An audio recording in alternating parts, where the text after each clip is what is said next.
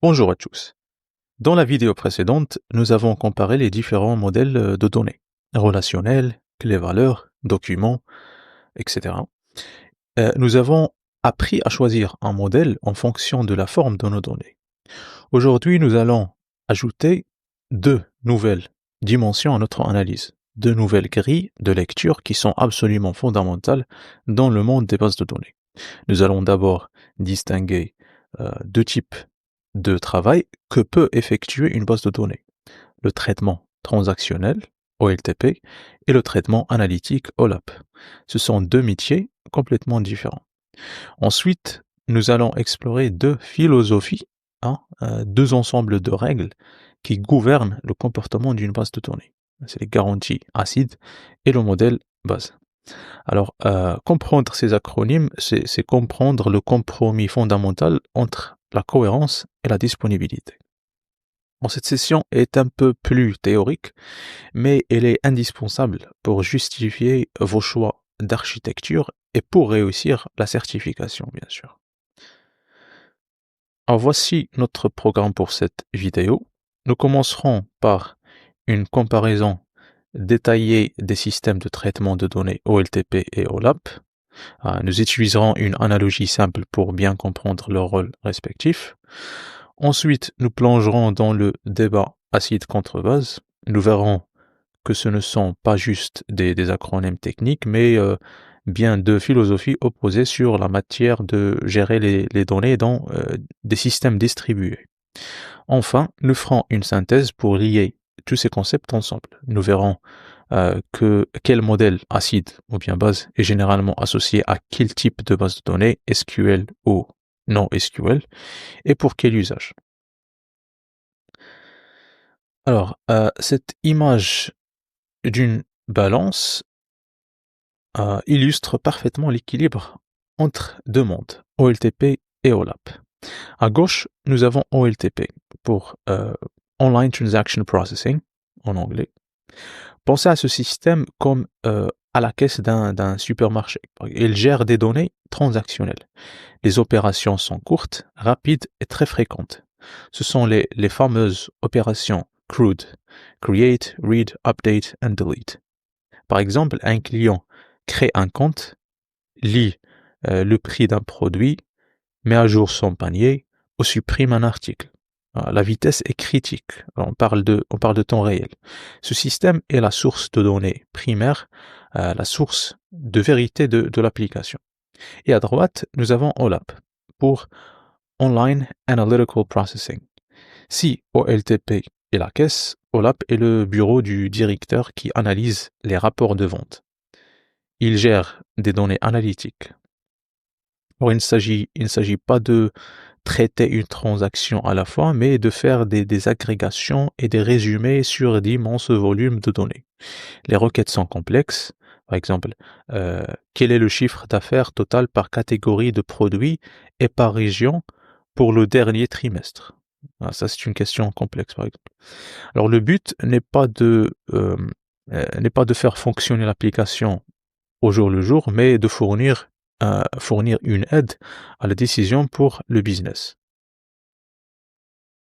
Une base de données est rarement bonne aux deux jeux. C'est pourquoi on sépare souvent ces charges. Les données de l'OLTP, comme Amazon RDS, sont régulièrement extraites, transformées et chargées, ETL, dans un système OLAP, comme Amazon Redshift, par exemple, pour l'analyse. Alors maintenant, parlons des règles qui gouvernent ces systèmes. Alors au centre, nous avons les principaux des bases de données, comme vous pouvez voir, et deux chemins s'offrent à nous. À droite, le chemin de la rigueur et de la sécurité, c'est le modèle ACID, c'est la philosophie historique des bases de données relationnelles. ACID est un acronyme pour l'atomicité, ça veut dire une transaction est une opération tout ou rien, soit toutes les étapes réussissent, soit tout est annulé. L'exemple classique est le virement bancaire. Le débit et le crédit doivent se faire ensemble, ou pas du tout. Consistance. Chaque transaction amène la base de données d'un état valide à un autre état valide. La règle d'intégrité, comme les clés étrangères, ils sont toujours respectées. Après, on a isolation. Les transactions qui s'exécutent en même temps n'interfèrent pas les unes avec les autres. Tout se passe comme s'il était exécuté en série l'une après l'autre. Et dernièrement, la durabilité. Une fois qu'une transaction est validée, commis, elle est enregistrée de manière permanente et survivra à n'importe quelle panne de courant, crash du système, etc. À gauche, on a le chemin de la flexibilité et de la disponibilité. C'est le modèle Buzz. C'est la philosophie qui a émergé avec les besoins du big data et des systèmes distribués à grande échelle. Typiquement, les bases NoSQL. Leur base signifie basically available, ça veut dire en français fondamentalement disponible. Le système garantit la disponibilité. Il répondra toujours à une requête, même si une partie du système est en panne. Il préfère donner une réponse, peut-être par jour, plutôt que de renvoyer une erreur. Soft state, en français, on peut dire état flexible. L'état du système peut changer au fil du temps, même sans nouvelle écriture. Alors c'est une conséquence du point suivant. Eventually consistent, c'est-à-dire consistance à terme. C'est le concept clé. Si on arrête d'écrire dans le système, au bout d'un certain temps, toutes les répliques des données finiront par converger vers la même version. Cela signifie qu'à un instant T, une lecture peut renvoyer une donnée qui n'est pas la plus récente. Il s'agit d'un compromis fondamental. Acide privilégie la cohérence sur la disponibilité, tandis que base privilégie la disponibilité sur la cohérence. Alors, ce tableau résume tout ce que nous venons de dire. Le modèle acide est typiquement associé au monde relationnel, SQL.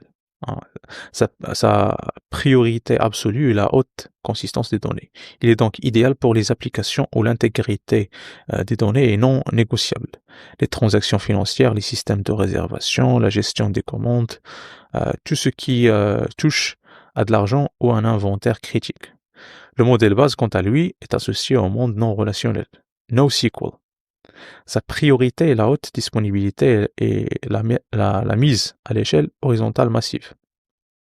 Il est donc idéal pour les cas d'usage du big data, l'analyse de sentiments sur des millions de tweets, par exemple, les réseaux sociaux, où la disponibilité du service est plus importante que de savoir si le compteur de likes, par exemple, est à jour à la seconde près. Alors comprendre cette distinction est la clé pour choisir la bonne base de données. Vous ne pouvez pas avoir le meilleur des deux mondes. Ça n'existe pas, malheureusement en informatique, dans la majorité des cas. Chaque choix est un compromis, non, nécessairement. Alors dans la prochaine vidéo, nous aborderons les derniers concepts fondamentaux avant de passer à RDS, les objectifs de temps de reprise, RTO, et de point de reprise, RPO, qui sont au cœur de toute stratégie de continuité d'activité.